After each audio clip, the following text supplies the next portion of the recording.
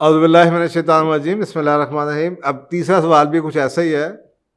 ये हुकूमत के बारे में है, वो लोगों के बारे में था पिछला सवाल कि जी हुकूमत जौन सी है वो मुल्क को बंद किए जा रही है। कब पहले स्कूल बंद कर दिए, फिर शादियां बंद करा दी, रेस्टोरेंट्स बंद करा दिए, स्पोर्ट्स बंद है। इससे तो लोगों में और डिप्रेशन फैल जाएगा, तो डिप्रेशन से तो और काम ख़राब हो जाएगा। तो लोग करें तो क्या करें, ये ज़्यादती नहीं है? मैं ऑनेस्टली आपको जवाब दूं, बहुत अच्छा। मेरा ख्याल है कि गवर्नमेंट आपकी बहुत लीनियंट हुई हुई है। उनके अपने कोई पॉलिटिकल और इकोनॉमिक प्रेशर्स होंगे जिसके से वो लीनियंसी है, या शायद उनकी स्ट्रेटजी हो कि आहिस्ता आहिस्ता आपको बताएंगे। Believe me, they have been very lenient. मेरे हिसाब से तो टोटल लॉकडाउन होना चाहिए। हाँ, आप चाइना और इटली के एग्जाम्पल हैं। चाइना ने जब इस बीमारी को काबू पाया है तो उन्होंने क्या किया, उन्होंने शहर को टोटली बंद कर दिया। ना अंदर की कोई बाहर आएगा, ना बाहर से कोई अंदर जाएगा। ख़त्म, खलास, क्लोज। क्योंकि उस वक़्त पूरे मुल्क को बचाना ज़्यादा ज़रूरी था। आपको पता है पाकिस्तान का सिस्टम क्या है? देखें हमारा ना, आप अगर अगर इटली में देखें कि उन्होंने क्या बेवकूफ़ी की है। उन्होंने देर कर दिया, हुकूमत के फैसला आते आते देर हो गई कि जी बंद करते करते देर कर दी। अभी तक हमने बंद नहीं किए। अब आप खुद सोचें, आपके पूरे मुल्क में अभी जो फैल रही है ये कहाँ से फैल रही है? ये फैल इसलिए लिए कि जो लोग आई जा रहे हैं, आई जा रहे हैं, आप उन्हें रोक ही नहीं पा रहे। तो मैं तो कहता हूँ बॉर्डर भी क्लोज होने चाहिए, एयर स्पेस भी क्लोज होनी चाहिए। तो ये जो इटली में अल्लाह खैर करे, जो इतने ज़्यादा वहाँ पे कैजुअल्टीज़ आ रही हैं, उसकी बुनियादी वजह ही है कि उन्होंने इस पर हुकूमत ने स्टेप लेते लेते बहुत देर कर दी। वो खुदाया लोगों के एक्सपीरियंस से सीखें और इस पर हुकूमत को तावन कीजिए। और मैं आपको एक हदीस है, पहले भी मैंने कोट की है, और सही बुखारी में भी है, सही मुस्लिम शरीफ में, बहुत बहुत जगहों पे लोग ये कोट कर रहे हैं। खुदाया इस पे अमल कीजिए। और अगर हम इस पे हमारा ईमान हो ना, हम अल्लाह पे भरोसे की तो बात करते हैं, पता नहीं वो अल्लाह का भरोसा क्या है कि हम अक्सर कहा तो शरीयत के अहकामात मानने को तैयार नहीं होते। मसलन एक तरफ तो हम इमोशनली ब्लैकमेल कर रहे होते हैं रिलीजन को इस्तेमाल करके। मसलन हमारे पाकिस्तानी हैं, वो बाहर बैठे हुए हैं, बाहर गए हुए थे। इस हदीस के मुताबिक तो उनको आपको वापस आने से रोक देना चाहिए था, लेकिन यहाँ पे हमारे सेंटीमेंट्स आ जाते हैं। वहाँ पे हम जनाब आज तक हम ये फैसला नहीं कर पाए कि हम इस्लामी मुल्क है, हम इस्लामी फैसला करेंगे या हम ह्यूमन राइट्स वालों से मशवरा लेंगे।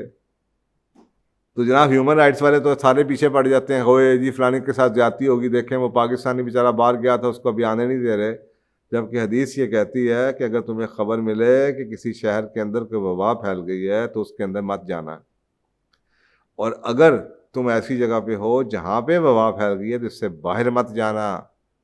तो अगर वो लोग वहाँ पे थे, उनको तो हुक्म था कि वो वहीं पे रोक दिए जाते। अब ये आपके सामने ये जो ईरान से ज़ायरीन आ रहे हैं, ये लोग छुप छुप के भागते रहे, जिसकी वजह से अब ये फैल रहा है। तो ये ज़्यादती है, ऐसा नहीं होना चाहिए था कि असूली तौर पे गवर्नमेंट, सिर्फ गवर्नमेंट उन 10 15 20 लाख लोगों की नहीं है जो पाकिस्तान से बाहर हैं। गवर्नमेंट 22 करोड़ की है। हुक्मरानों ने उन 22 करोड़ का मफाद देखना है कि जी 22 करोड़ को बचाएं या 10 लाख को बचाएं। तो ठीक है, किसी पैमाने से आपको लगता होगा सख्ती है, ज़्यादती है। माँ बाप बेचारे, उनके बच्चे बाहर थे जी, कोई उम्रे पे गया हुआ था, उसको रोक दिया जाए। अगर अभी तक नहीं हमने रोका, और ये एक बहुत बड़ा एरिया है जो कंसर्न का है। तो आप खुद सोचें कि ये 1440 साल पुरानी हदीस आज दुनिया की बेहतरीन स्ट्रेटजी है। पूरी दुनिया इस पर अमल कर रही है। उस ज़माने में किसने सोचा होगा? आज आपको बड़े से बड़ा डॉक्टर, हर एक की तकरीर के अंदर ये चीज़ मौजूद है कि इससे बचना है तो अपने आप को अलग कर लो। तो आप सोचें कि दुनिया के मुल्कों ने, अमेरिका ने नहीं अपने आप को सील बॉर्डर कर दिए, कई मुल्क हैं जिन्होंने बंद कर दिया, आना जाना सब। सऊदी अरब ने नहीं किया। आपने क्यों नहीं किया? हम इसलिए नहीं किया, मैं आपको बताता हूँ कि क्यों नहीं किया। क्योंकि पाकिस्तान एक गरीब मुल्क है, इसलिए नहीं किया। और आपकी और मेरी वजह से नहीं किया। पता नहीं गवर्नमेंट को समझ आई है कि नहीं आई, लेकिन मैं आपको बता रहा हूँ, अगर मैं गवर्नमेंट के बयानों को पढ़ता रहूँ ना, तो मुझे लगता है कि वो आपको बड़ा क्लियरली छुपा छुपा के कुछ मैसेज दे रहे हैं। और अक्लमंद लोग उन बातों को समझ पाएँ तो समझ लें। यानी कि ये साफ अल्फाज में कहा जाता है कि हम ये नहीं कर सकते, इसका मतलब है कि हम करना चाहते हैं, कर नहीं सकते।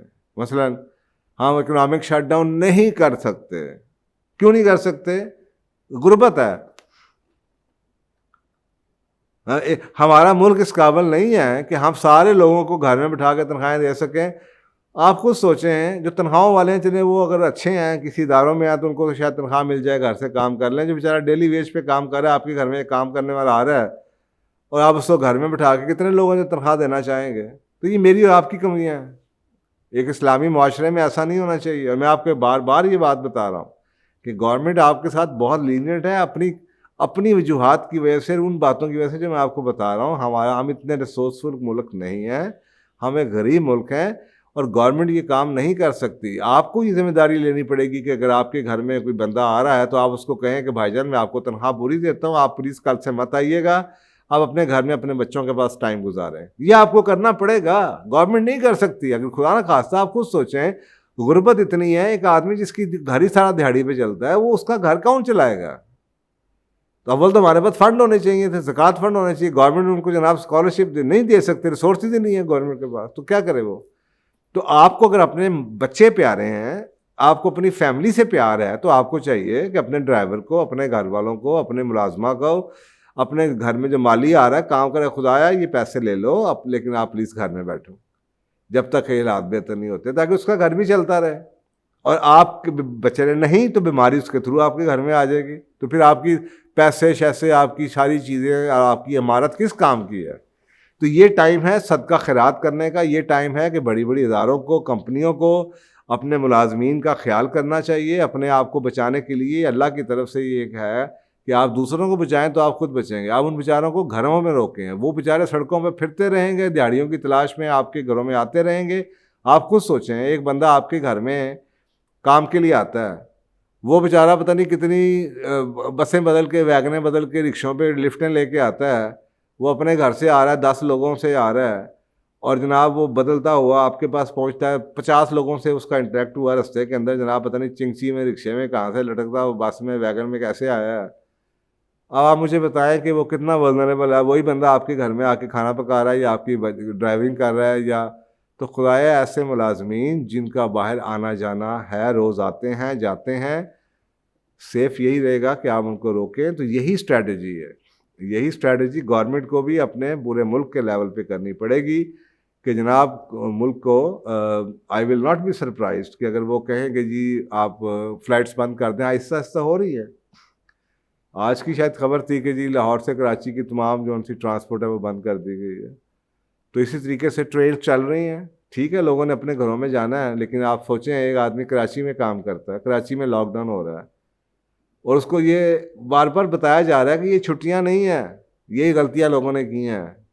छुट्टियां, स्कूलों से छुट्टियां हुई, लोगों ने समझा कि छुट्टियां हो गई हैं, तो जनाब सारे बैठ के जनाब सैर करने के लिए मरीज चले जाएं। तो आप सोचें सारी बीमारी वहाँ से लेके आएंगे या वहाँ पर लेके जाएंगे?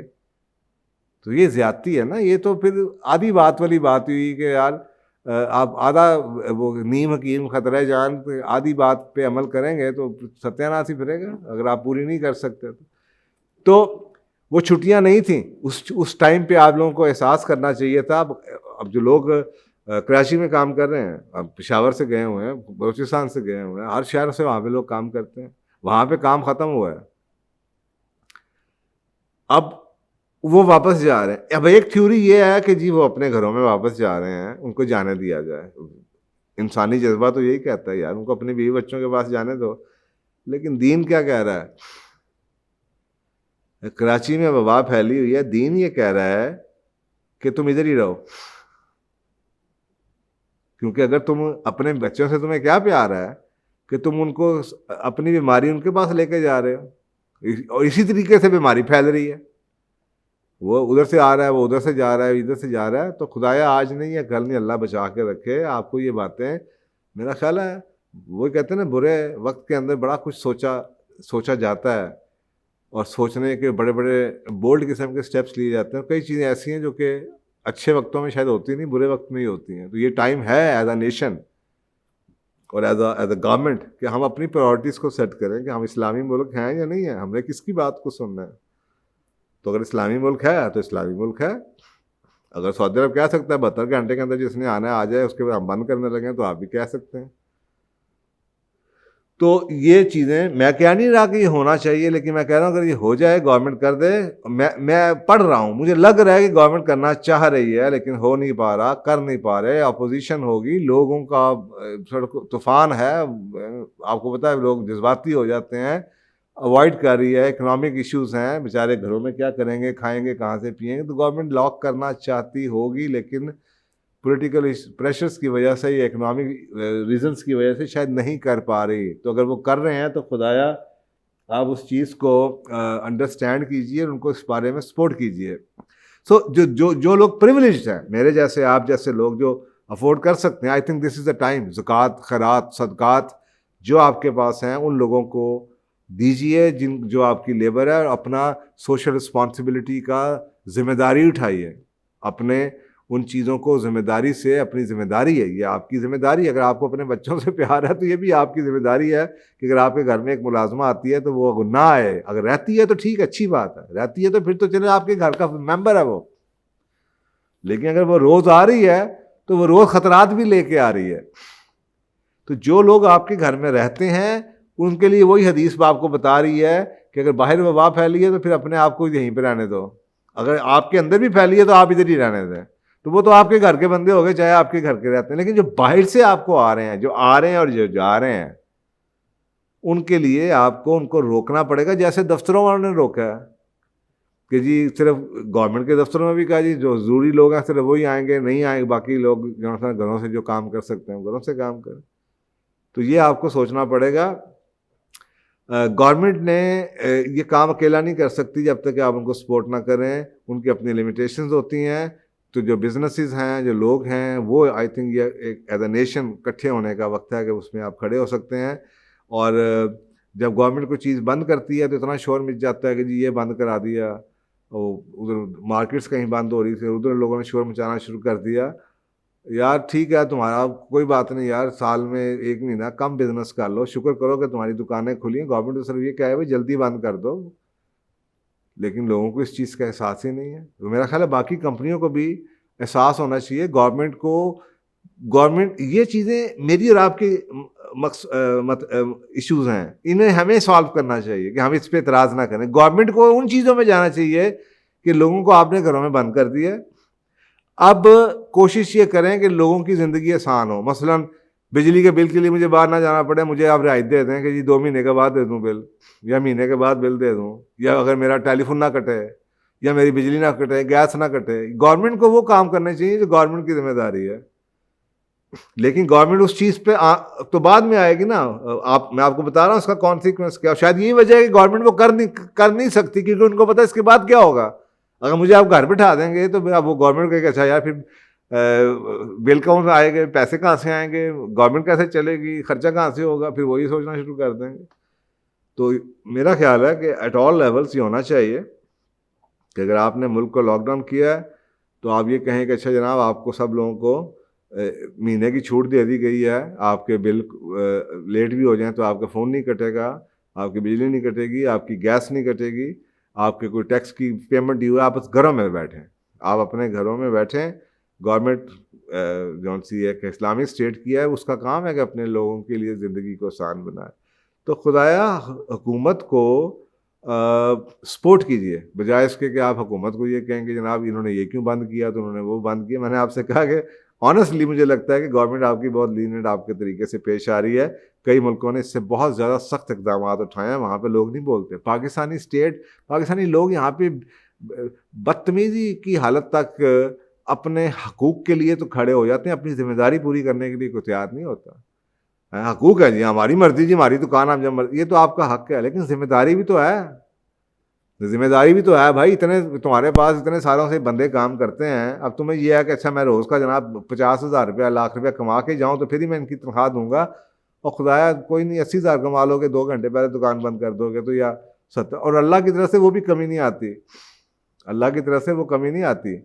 वो इसलिए नहीं आती कि जिन लोगों ने जो ख़रीदना है वो 6 घंटे में ख़रीद लेंगे, अगर 10 घंटे आपकी दुकान खुलती थी तो इस तरीके से अपनी अपनी जिम्मेदारी अगर हम सारे पूरी करनी शुरू कर दें तो इंशाअल्लाह ताला एज अ कौम हम इस चीज़ को जिम्मेदारी के साथ इस चीज़ को हम इस इम्तिहान से या इसमें से सुरखरू होकर निकल सकते हैं, हम इसका मुकाबला कर सकते हैं। मेरा ख्याल है मैंने गवर्नमेंट के डिफरेंट बयानात से ये सीखा है कि वो कुछ कह भी रहे हैं लेकिन मेरा ख्याल आपस में भी हम आहंगी नहीं है, शायद अंदर से भी शायद अपोजिशन हो, लोग मान ना रहे हो कॉन्सिक्वेंसेस की वजह से या बाहर के कोई प्रेशर हो।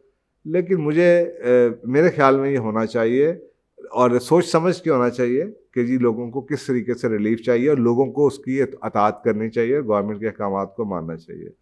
तो थैंक यू, जज़ाकल्लाह जी।